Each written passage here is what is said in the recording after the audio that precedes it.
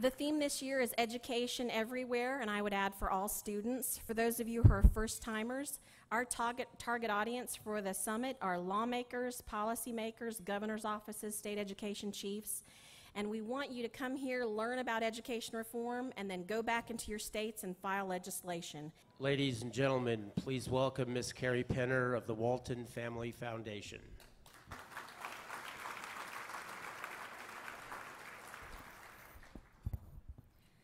Good morning and welcome to the 4th Annual Summit on Education Reform. It is my honor this morning to introduce a pioneer in education reform and a former politician who did not let politics interfere with setting good policies for the children and future of his state. Governor Jeb Bush served as Florida governor for 2 terms from 1999 to 2007. He is accurately known as the education governor due to his commitment and great passion for making education student-centered. The transformational reform policies instituted in Florida during his tenure included raising academic standards, increased accountability for schools, and the strongest school choice program in the nation.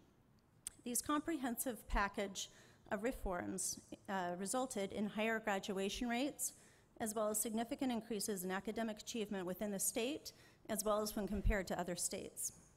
There's still much more to do, and his commitment to ensuring that every child receives a quality education led him to create the Foundation for Excellence in Education, our host today. What you may not know about Governor Bush is that he has also a love of technology.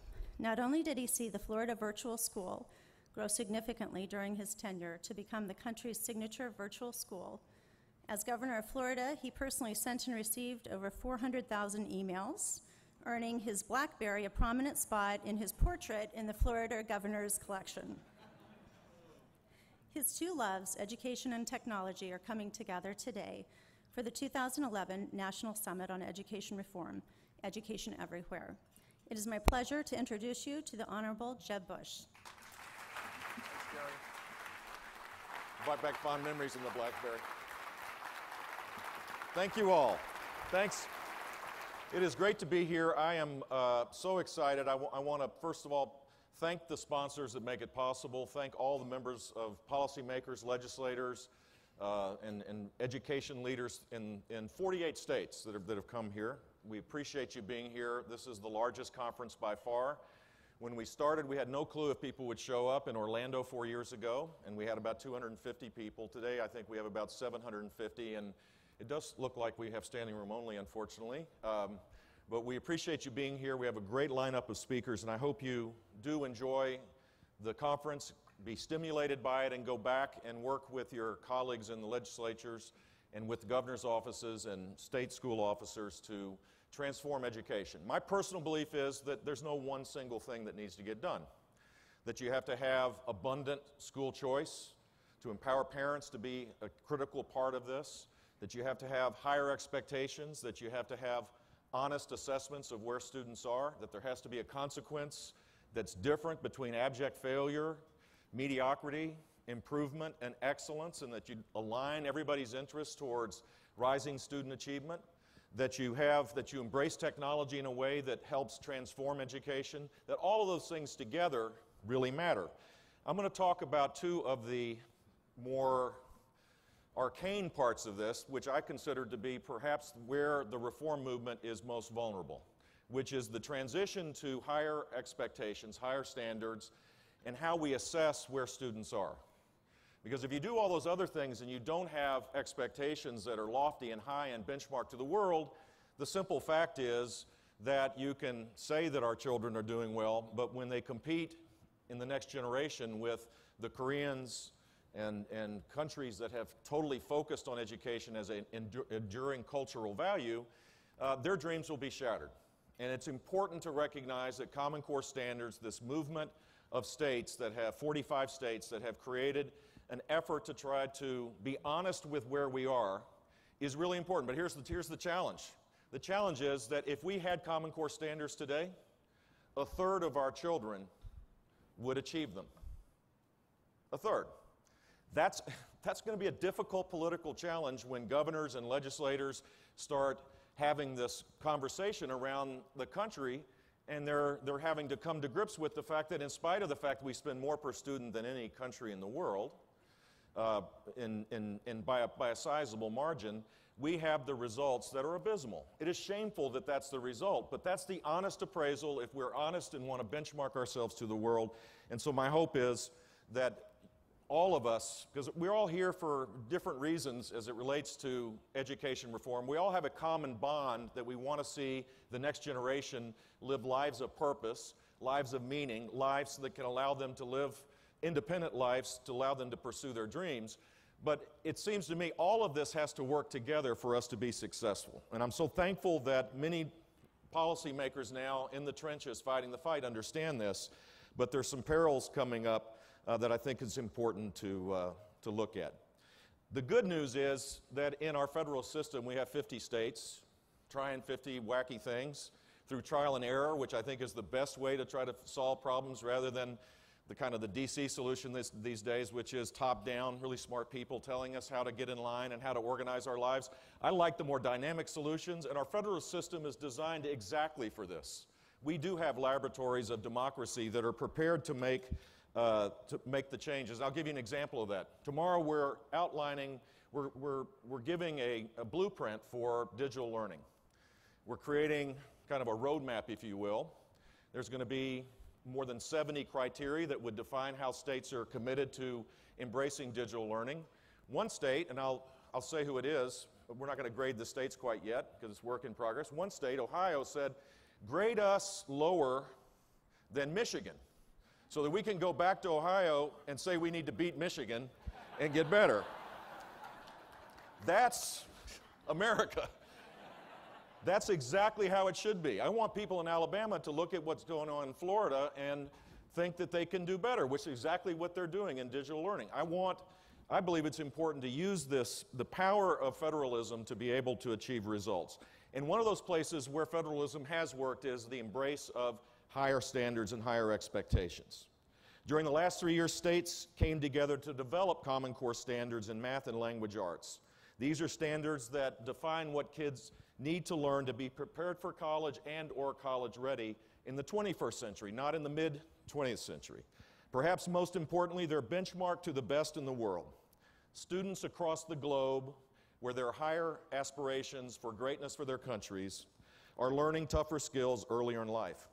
When President Obama last met with the president of South Korea last year, he asked him what his great education challenge is in Korea, and the president said his biggest education challenge is that parents are too demanding in Korea. Korean parents want their children to start learning English in the first grade rather than the second. Man, if we're going to be competitive with these emerging nations that have this at the core of who they are, it seems to me that we ought to benchmark ourselves to those standards that they're applying that have created, for example, in the case of Korea, the poorest country in the world 55 years ago, to now a first world country with aspirations of continued greatness. Let me use Massachusetts as an example because based on the NAEP scores, Massachusetts students rank number 1, and they already have relatively high standards. When you compare Massachusetts to Hong Kong, which in the PISA test that just came out this year was put in to the equation, and they were ranked second, I believe, in math. If you compare them, in fact, it has been done, a study of third grade math tests, Massachusetts versus Hong Kong, researchers found that the best in our country didn't come close to matching the best in the world. 87% of the questions on the Hong Kong test required a higher level of thinking compared to 6% of the questions on the Massachusetts test.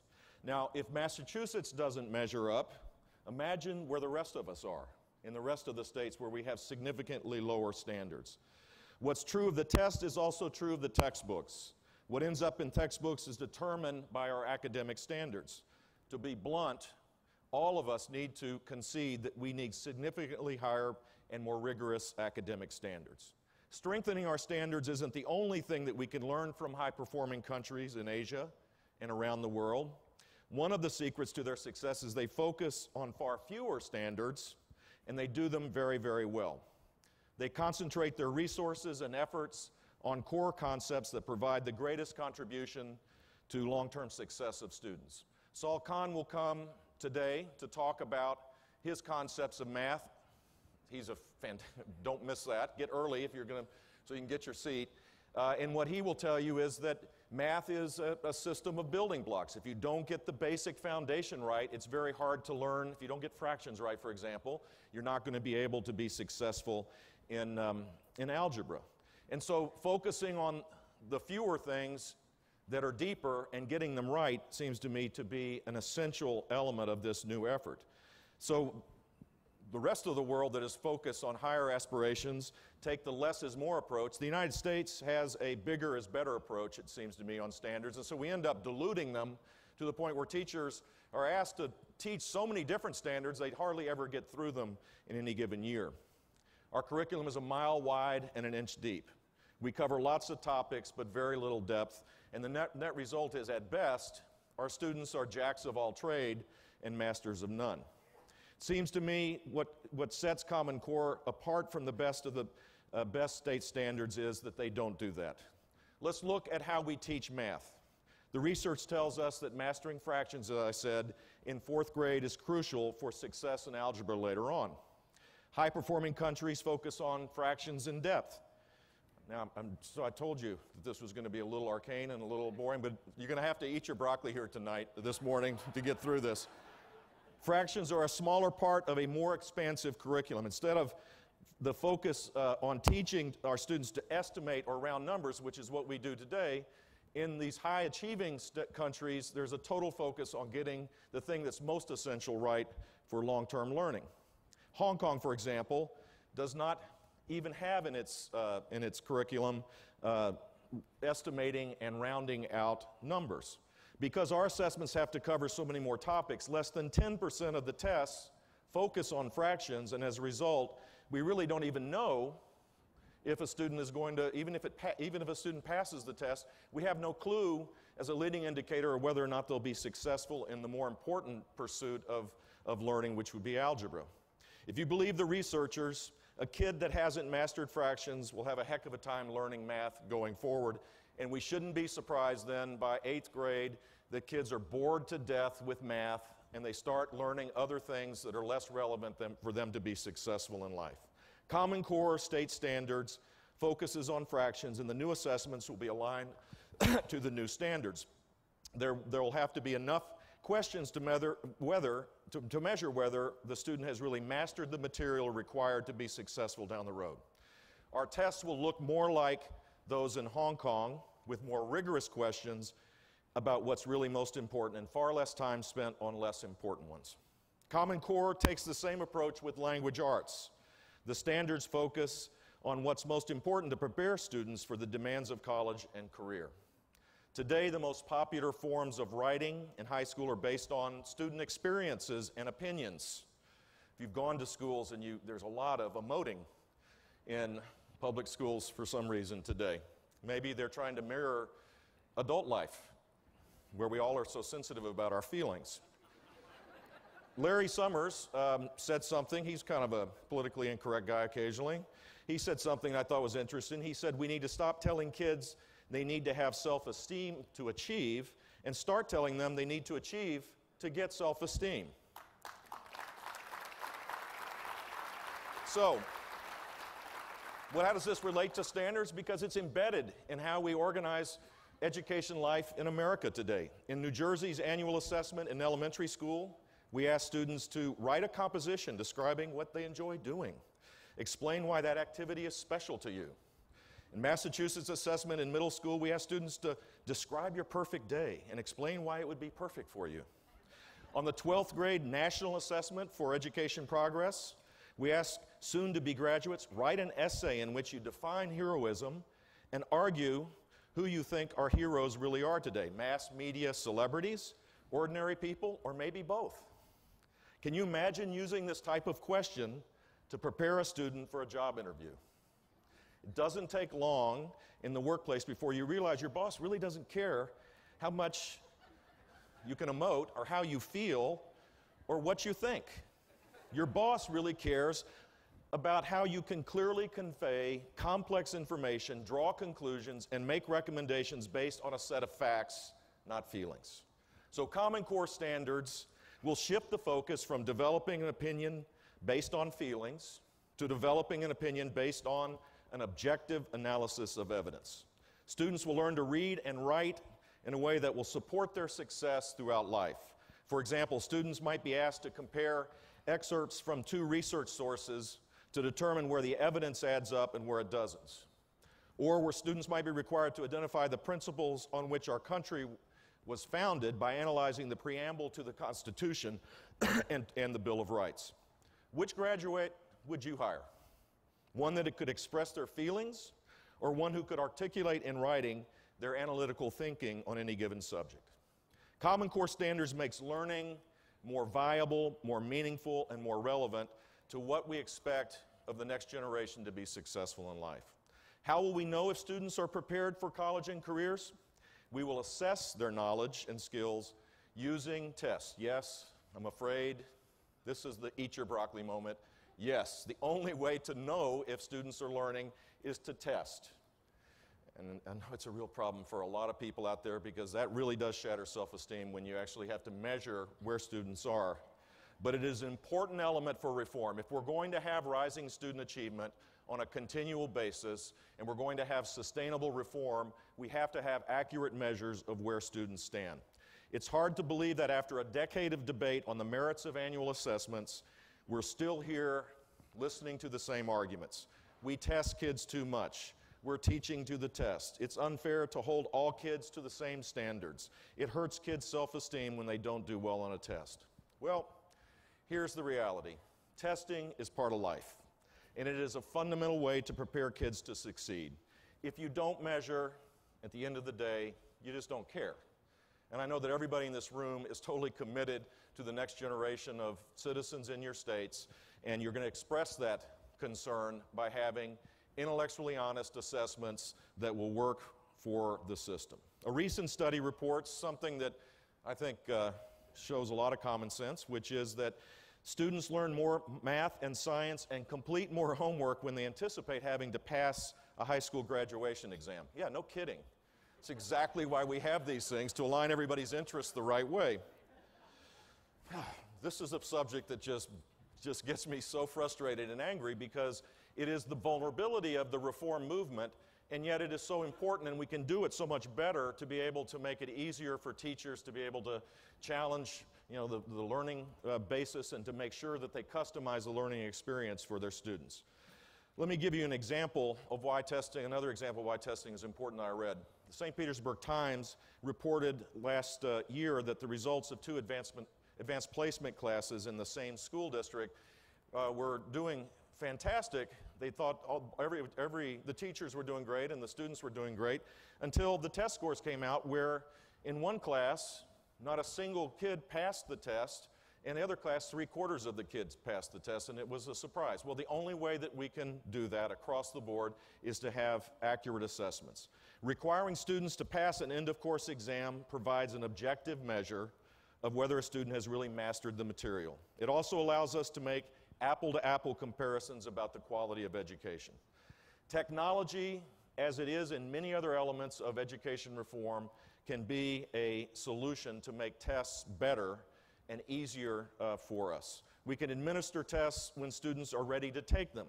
Why do we force kids to wait until the test time, or 180 days, sitting in a seat after they've already mastered the work, to allow them to move on? It's because we were doing it that way 150 years ago. There's no other reason. And so accurate assessments will allow us to move forward in a more customized way where students can move on to the next level of learning after they've mastered the first. Real-time results allows teachers to improve instruction by focusing only on the areas where a student needs help. A quick turnaround of test results will strengthen accountability by closing the length of time between when students take a test and when the results are used to reward success and reverse failure. So let me sum it up this way. Academic standards are the starting point to providing a quality education. Common Core defines what we need kids to learn to pursue their dreams, and assessments measure whether students are learning what they need to know to be successful. I think it is good for our nation, for states, to develop common expectations that are higher and loftier and aspirational. but we shouldn't dictate what happens between those 2 points. States should embrace the freedom to innovate and use every available resource to help kids learn. As I said earlier, we have 50 laboratories of innovation. If we consider each state in that vein, then we'll find the best solutions, and we can share those best solutions amongst ourselves. I will close, I think I'm going to close with a video that illustrates this point. We should hold all students to the same high expectations and rigorous academic standards, but we should let them determine their own path for achieving them. Like testing, choice is a fundamental part of every aspect of life, except, sadly, in education. We ought to embrace the incredibly rich and robust choices that are available in education to ensure each and every student's success. Thank you all very much for coming. I hope you have a blast here for the next day and a half. And this video will, for those that have been involved in the power of school choice, as many of us have for a long while, I hope you appreciate it. It's not made in Hollywood, but I hope you'll get a kick out of it. Thank you.